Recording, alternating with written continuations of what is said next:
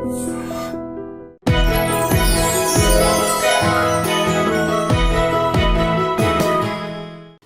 నేను Kavitha. Welcome to the program queen. Health care facilities ఎంతగా అభివృద్ధి చెందినప్పటికీ సైన్స్ అండ్ టెక్నాలజీతో పాటుగా మెడిసిన్కి సంబంధించినటువంటి సర్వీసెస్ ఎంతగా ఎక్స్పాండ్ అయినా ఇప్పటికీ ఓపెన్ అయి మాట్లాడుకోలేని అంశం మెన్స్ట్రువల్ హైజీన్. ఎందుకని దానికి మనం ప్రాధాన్యత ఇవ్వాలి, ఎందుకని ఇంకా ఓపెన్ అయి మాట్లాడుకోలేకపోతున్నాము, దాంట్లో మిస్ అవుతున్నటువంటి ఫ్యాక్ట్స్ ఏంటి? మనతో పాటుగా ఉన్నారు సీనియర్ గైనకాలజిస్ట్ పద్మశ్రీ డాక్టర్ మంజుల అనగాని గారు. మంజుల గారు, నమస్కారం అండి. నమస్తే కవిత.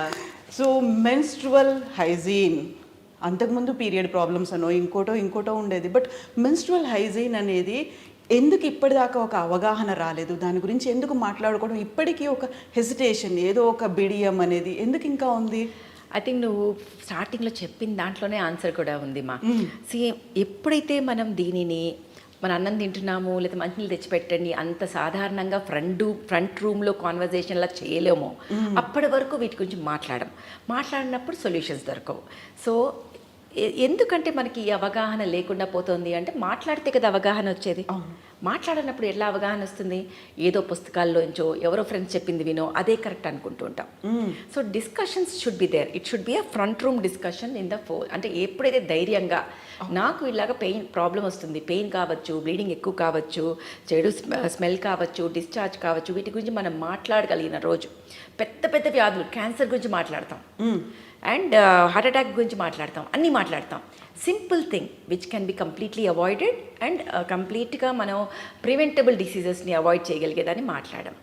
ఈ మధ్య కొంచెం ఎందుకు మాట్లాడుతున్నాము అంటే అందరికీ కూడా కోవిడ్ పుణ్యమా అంటూ వ్యాక్సిన్స్ వాల్యూ తెలిసింది, ప్రివెన్షన్ వాల్యూ తెలిసింది. హెల్త్ గురించి మనం ఈ ముందు నుంచే జాగ్రత్త పడితే తప్పితే ఫ్యూచర్లో ప్రాబ్లం లేకుండా ఉండొచ్చు అనే ఒక అవగాహన వచ్చింది. దానివల్ల ఈ మధ్య అందరూ ఓపెన్గా మనం మాట్లాడుతున్నాం. ఎప్పుడైతే ఈ యాప్స్ అన్నీ వచ్చాయో మెన్స్ట్రల్ డేట్స్ క్యాల్కులేట్ చేయడానికి, అంతవరకు వస్తుంది మేడం నెలకు ఒకసారి అంటే కరెక్ట్గా చెప్పమ్మా డేట్స్ ఎప్పుడు వస్తాయి అంటే పోయిన నెల అంటూ ఆలోచించేవాళ్ళు. అంటే nobody use to keep a track. When you actually track down అప్పుడు అది రెగ్యులర్గా వస్తున్నాయా, ఇర్రెగ్యులర్గా వస్తున్నాయా, ఎన్ని రోజులు వస్తుంది, పెయిన్ ఉందా అనేది తెలిసేది. ఈ ట్రాకింగ్ సిస్టమ్స్ వచ్చాక అందరికీ కూడా వ్యాధుల్ని నివారించవచ్చు అనేది ఒకటి ఐడియా వచ్చాక వీటి గురించి నువ్వు నేను కూర్చుని మాట్లాడుతున్నాము అంటే I think courtesy we should give that times have changed. Exactly. అది సో అసలు యాక్చువల్గా మెన్స్ట్రువల్ హైజీన్ అంటే ఏంటి మ్యామ్? దాని గురించి మనం ఎందుకు ఫోకస్ పెట్టాల్సిన అవసరం ఉంది? ఇప్పుడు మేము కూడా నేను టైగరు, నేను పులి ఎలాగో బ్రష్ చేసుకోదు, నేను బ్రష్ చేసుకోను అంటే ఎట్లా? ఓరల్ హైజీన్ గురించి మాట్లాడుతున్నామా? ఓరల్ హైజీన్ గురించి ఎందుకు మాట్లాడుతున్నాం అంటే ఎదురుకుండా ఉంటే ఆ చెడు వాసన మనకి సోకుతుంది. కానీ అదే మెన్స్ట్రువల్ హైజీన్ కూడా అంతే ఇంపార్టెంట్. అక్కడ ఇన్ఫెక్షన్స్ వచ్చినా మనం బట్టలతో కవర్ చేస్తున్నాం కాబట్టి ఆ స్మెల్ బయటకు రావట్లేదు. కానీ otherwise that is a clear cut area where infection can grow. It's a medium. Okay, మనం అక్కడ పక్కన పడేసి ఒక బ్రెడ్ని అక్కడ పడేస్తే దాని మీద బూజు పడుతుంది. తినే టైంలో తింటే బాగానే ఉంటుంది హెల్తీగా. సో అలాగా ఆ బ్లడ్ ఎంత ఇంపార్టెంటో మనకి శరీరంలో రక్తనాళాల్లో ఉన్నంత వరకు దానివి ఆక్సిజన్ క్యారింగ్ కెపాసిటీ ఉంటుంది. రక్తనాళాల నుంచి బయటకు వచ్చి అక్కడ పడినప్పుడు దాని మీద ఈగలు వాళ్తూ ఉంటాయి. అంతే కదా మనం చూసేది. ఎక్కడైనా రక్తం గడ్డ కడితే same thing happens with menstrual blood. That is something we need to be careful about. ఆ టైంలో ఆ హైజీన్ మెయింటైన్ చేయకపోతే స్టార్ట్స్ ఫ్రమ్ ఆ 5 days మనం తీసుకోవాల్సిన జాగ్రత్తలు, అక్కడ pHని అంటే అసిడిటీని మెయింటైన్ చేయాల్సిన అవసరం, ప్లస్ అక్కడ మనం వాడాల్సిన పద్ధతులు, మెన్స్ట్రువల్ ప్యాడ్స్ కావచ్చు, వాటిని మెన్స్ట్రువల్ కప్స్ వాడాలా, ఏది వాడాలి, ఎలాంటివి వాడాలి, ఎన్ని గంటలకు ఒకసారి చేంజ్ చేసుకోవాలి, మనం ఆ టైంలో తీసుకోవాల్సినది, ప్లస్ అక్కడున్న ప్యూబిక్ హెయిర్ని ఎలా మెయింటైన్ చేయాలి, ఇవన్నీ కూడా, ప్లస్ యూజ్ చేసిన శానిటరీ నాప్కిన్స్ని ఎలా డిస్పోజ్ చేయాలి వరకు కూడా అంతా మెన్స్ట్రువల్ హైజీనే. And when we are not talking only about ourselves. వృక్షో రక్షతి రక్షిత అంటాం. అంటే మనం ఎప్పుడలా ఎన్వైరన్మెంట్ని కాపాడుతామో ఎన్వైరన్మెంట్ కూడా మనల్ని కాపాడుతుంది. సో ఇప్పుడు మనం మెన్స్ట్రువల్ హైజీన్తో పాటు అవన్నీ తీసుకెళ్ళి ఎక్కడ పడితే అక్కడ పాడేస్తే దాన్ని మళ్ళీ మనం ఇన్ఫెక్షన్కి బ్రీడింగ్ చేస్తున్నాం కదా. సో వాటిని ఎలా డిస్పోజ్ చేయాలి, అవి అబ్జార్బబులా, ప్లాస్టిక్సా, మళ్ళీ ప్లాస్టిక్స్ వల్ల ఎలాంటి కాంప్లికేషన్స్ మనకు అందరికీ వస్తున్నాయి, ఇవన్నీ కూడా చాలా ఇంపార్టెంట్ విషయం. సో ఇప్పుడు ప్యాడ్స్తో పాటుగా వస్తున్నటువంటి రీయూజబుల్ ప్యాడ్స్, క్లాత్ ప్యాడ్స్ అనేవి ఉన్నాయి, లేకుంటే ప్యాడెడ్గా ఉన్నటువంటి అండర్వేర్స్ ఉన్నాయి, టాంపూన్స్ ఉన్నాయి, వీటన్నిటికి సంబంధించి అవగాహన మీరు చెప్పినట్టుగా కప్ one అనేది. thing very important is tampons are a very high risk for infections. So that should be avoided. Okay, unless they're very educated, they know how to remove, when to do all that. Tampons are only for most of the time it is for people who don't want to see the bulge. వాళ్ళ ప్రొఫెషనల్గా వాళ్ళు స్విమ్మింగ్కి వెళ్ళాల్సిన వచ్చిన వాళ్ళు అలాంటి వాళ్ళకి తప్పితే most of the time it has to be the sanitary napkins or menstrual cup. The best thing is menstrual cup because it's inert material. దానివల్ల సైడ్ ఎఫెక్ట్స్ ఉండవు, దానివల్ల రియాక్షన్స్ ఉండవు, ఈజీ టు మెయింటైన్. లైఫ్ టైంకి ఒక cup చాలు, are 12 years అన్నా పనిచేస్తుంది. అది జస్ట్ ఉడకబెట్టి క్లీన్ పెట్టేసుకుని కవర్లో వేసుకుని ఉంచుకుని యూస్ చేయొచ్చు, సబ్బుతో క్లీన్ కూడా చేసుకుని ఉంచుకోవచ్చు. That is the best. Unmarried girls వాడచ్చు, మ్యారీడ్ గర్ల్స్ వాడచ్చు, అందరూ వాడచ్చు. Very easy. నేర్చుకుంటే ఇంత ఈజీ ఇంకోటి ఉండదు. అదే మనం ప్యాడ్స్ వాడాల్సి వస్తే ప్లాస్టిక్స్ లేనిది వాడాలి. ఏవైతే కంపోజ్ అయిపోతాయో, మనము ఎన్నో మాట్లాడతాం, పొలాలలో వేస్తాము, యూరియా వేస్తాము, డీకంపోజ్ అవ్వాలి అది అని ఆర్గానిక్ వెళ్తుంటాము. అవన్నీ చూసినప్పుడు ఇది కూడా ఆర్గానిక్ శానిటరీ నాప్కిన్స్ వాడాల్సిన అవసరం వచ్చింది. బ్యాంబూ షూట్తో కానీ బ్లీచ్డ్ కాటన్ కాకుండా వాడతాం కానీ రీయూజబుల్ అయినా పర్వాలేదు. But they have to know how to use it. వాటిని రీయూజ్ ఎలా చేయాలో తెలియాలి, వాటిని బాగా యూజ్ చేయాలి, వాటిని ఎలా వాడాలి అనేది చూసుకోవాలి. అక్కడ ఆ ఏరియాలో అంత రక్తం గడ్డకట్టకుండా చూసుకోవాలి. రెగ్యులర్గా వాష్ సరిగా చేసుకోవాలి, pH బ్యాలెన్సర్తో వాష్ చేసుకోవాలి, హెయిర్ని ట్రిమ్ చేసుకోవాలి, and every 6 to 8 hours sanitary napkins వాడుతుంటే కనుక మార్చుకోవాలి. ఇలాంటివన్నీ చేసుకోవాల్సిన అవసరం ఎంతైనా ఉంది. యాంటీ బ్యాక్టీరియల్ అని అదని ఇదని అవన్నీ కూడా వాడాల్సిన అవసరం లేదు. రెగ్యులర్గా హైజీన్ మెయింటైన్ చేసుకుని శుభ్రంగా ఉంటే దానికన్నా బెస్ట్ ఇంకొకటి లేదు. ఈ మధ్యన వస్తున్నటువంటి ప్యాడెడ్ ప్యాంటీస్ అని, పీరియడ్ ప్యాంటీస్ అనేవి ఉన్నాయి, రీయూజబుల్ అండ్ వాషబుల్ అని అంటున్నారు కదా. తక్కువ బ్లడ్ అయ్యే వాళ్ళకి పీరియడ్ ప్యాంటీస్ అవి సరిపోతాయమ్మా, అబ్జార్బ్ అయిపోతుంటాయి. మనకి ఎప్పుడు ఇన్సెక్యూరిటీ ఉంటుంది, బ్లడ్ బయటకు వచ్చి మన బ్లడ్ అంటితే ఎట్లా బయటకు కదా అనేసి. సో మనకున్న ఫ్లోని బట్టి ఉంటుంది. కానీ ఏవి వాడినా organic, that is the first way to go. Second thing is menstrual cups, this is the way to go.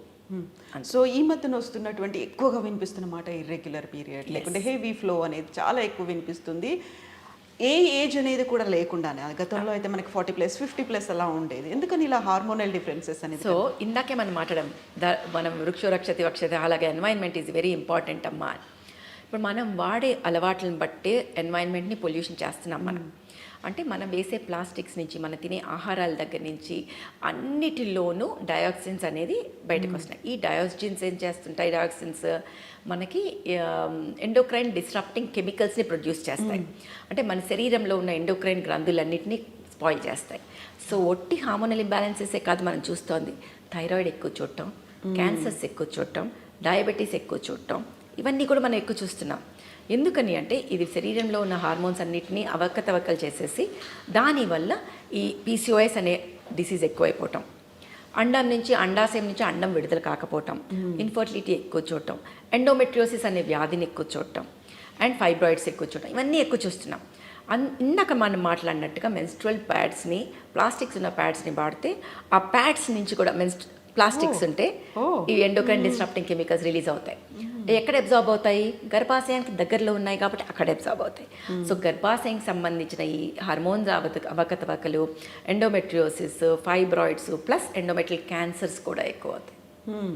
So ఎందుకు ఎక్కువ అవుతున్నాయంటే మన మూలంగానే, మనం తినే ఆహారం, మనకి వాడే పద్ధతులు, ఈ pollution plus the stress, all 3 are the reason why we have led to all this. So hormonal imbalances ఎందుకంటే 40 క్రాస్ అయ్యాయి కాబట్టి వస్తున్నాయి అనే మాట కూడా దీనికి రిలేటెడ్. సో లేదు, ఆ ఏజ్లో ఉండేది ఎందుకంటే మెనోపాజల్లో హార్మోనల్ ఇంబ్యాలెన్సెస్ ఉంటాయి. ముట్లో ఆగిపోయే 5 సంవత్సరాల ముందు నుంచే క్లైమాక్ట్రిక్ అంటాము, హార్మోనల్ ఇంబ్యాలెన్సెస్ ఉంటాయి.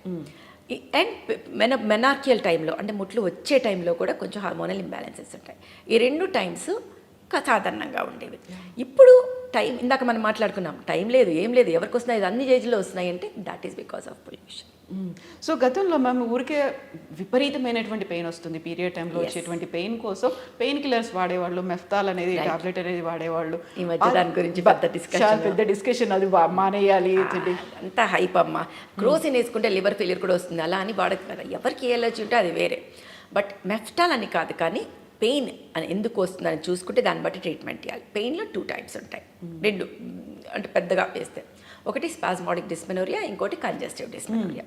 స్పాస్మాటిక్ డిస్మెనోరియా అంటే గర్భాశయం కంట్రాక్ట్ అవుతుంది మెన్స్ట్రల్ బ్లడ్ బయటకు రావడానికి, కానీ గర్భాశయం ముఖద్వారం టైట్గా ఉండటం వల్ల బ్లడ్ లోపలే ఉండిపోయి పెయిన్ వచ్చి ఆ ముఖద్వారం ఓపెన్ అయ్యాక బ్లడ్ బయటకు వచ్చినప్పుడు పెయిన్ తగ్గటం.